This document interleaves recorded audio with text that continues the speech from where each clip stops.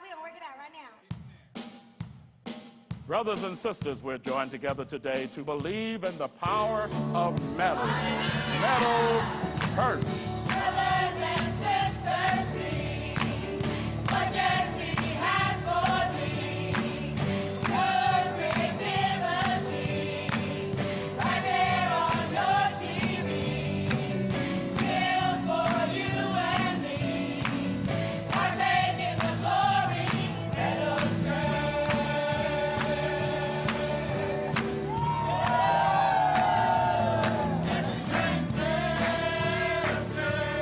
Jesse James Metal Church. Metal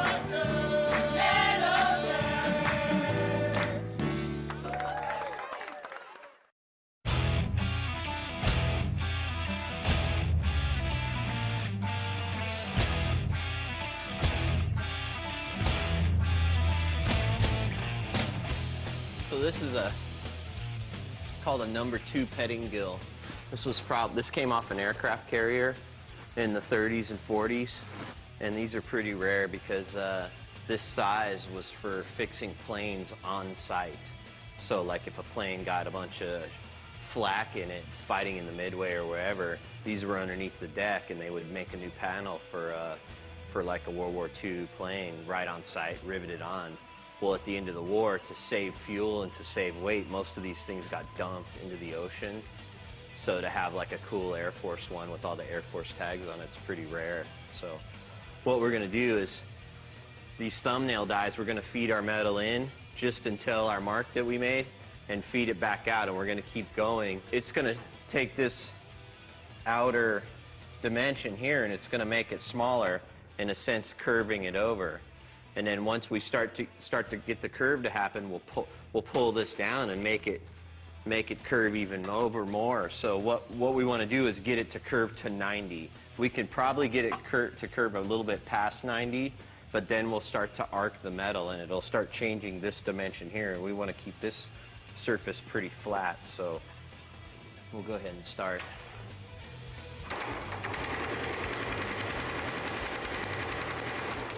Now see what that does is that makes a little tuck. Now this upper die is a horseshoe die, and it'll pull it back out and it'll collapse that metal in on itself. The metal doesn't have anywhere to go, a sense taking it and pounding it closer. You know, it seems like it doesn't work, but in reality it worked. Nothing works better than this. So.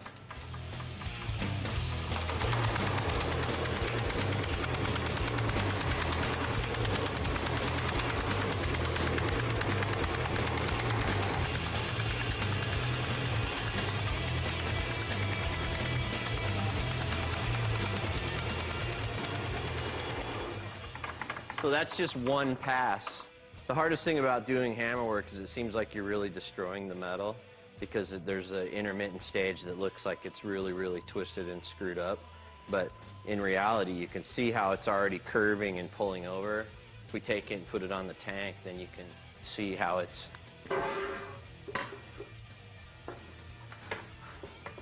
starting to pull it down. So, you know, another couple passes, then it'll suck it up super tight. Now where we shrunk these little horseshoe things, instead of going over the same spot, we want to go in between because that's metal that hasn't been shrunk already. So it's, you know, if we just keep hammering the same spot, it's gonna probably stress fracture it. So what we'll do is we'll go another pass all the way in between all these shrinks that we already did.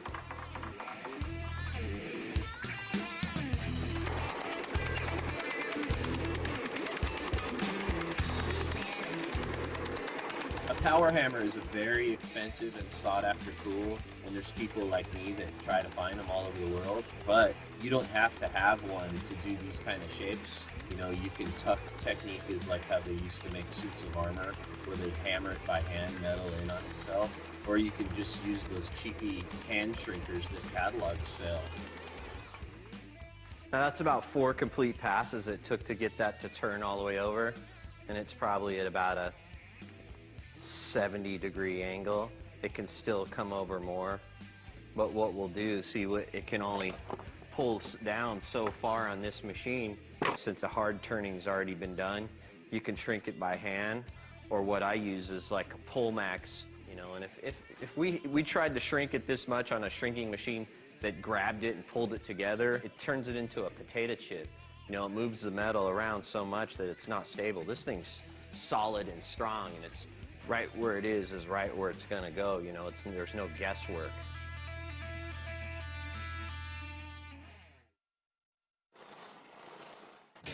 So this is a Pullmax machine from the 1930s, and it's the same thing. You can adjust the stroke and how close or tight it hits.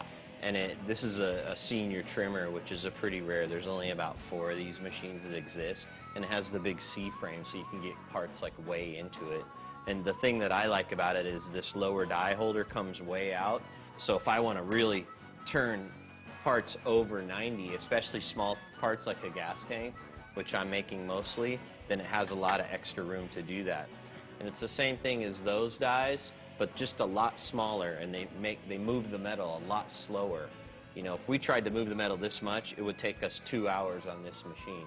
But to settle this edge down and get that you know, potato chip effect out of it and get it nice and symmetrical and all in a straight line, this is the perfect machine. So what we'll do is we'll just go in the thickness of the dies, which is, we're just going to do about that lower inch, you know, and then suck that down so it's straight. Power hammers are very, very powerful pieces of machinery, and they can probably knock your finger off with one hit, so you really want to take extra caution to not get your fingers or your hand too close to it, because all it'll take is one time and then that's it. But at least you'll know not to do that again. Don't lick it. That thing will bite you. So we made 3 complete passes at 1 inch, going in about an inch. You know, I went all the way over, all the way back, and all the way over again. And then I went some little baby, just the tip of the thumbnail die, just barely going in and just kissing that edge a little bit, and the excess metal that was wavy, then that settles it down. Now that the front edge is formed, run the sides on the Pullmax to shape the rest of the top.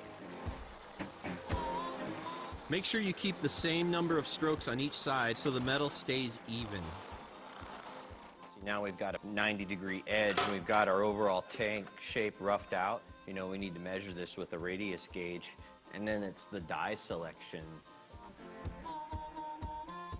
We're at the real important place now, which is how we're going to hammer this. This corner is a 2-inch radius. If that's a 2-inch radius, then what we put underneath this metal needs to be a 2-inch radius. So then we need to go with a 2-inch die. You know, that's the thing that's cool about metal. If you have the right tools and you have a good plan in front of you, then you can make stuff happen really fast. So let's get a 2-inch die, and we'll go ahead and do it on the Planisher to see what happens. So this is a planishing hammer, a little 24-inch Chicago pneumatic from like probably the 40s. A machine like this ran in an aircraft factory for 3 shifts, 24 hours a day, and they're still good. So what we need to do, we figured we needed a 2-inch die for the bottoms. That's where we need to be at. We'll put it in there and start hammering on it.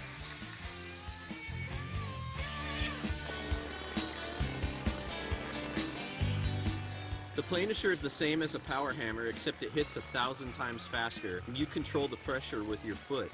The harder you push with your foot, the harder it presses on the metal. Planishing's a f***ing word. I love this hammer.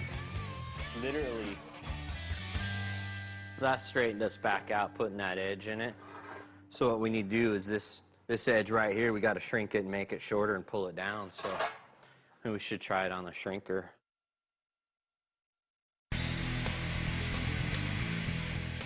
Any shrinking machine will do the trick. This happens to be a hydraulic marchant.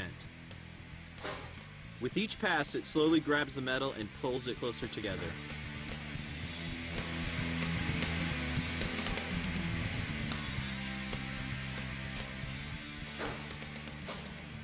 Now that we have our top piece formed, the next step is to make the size of the tank.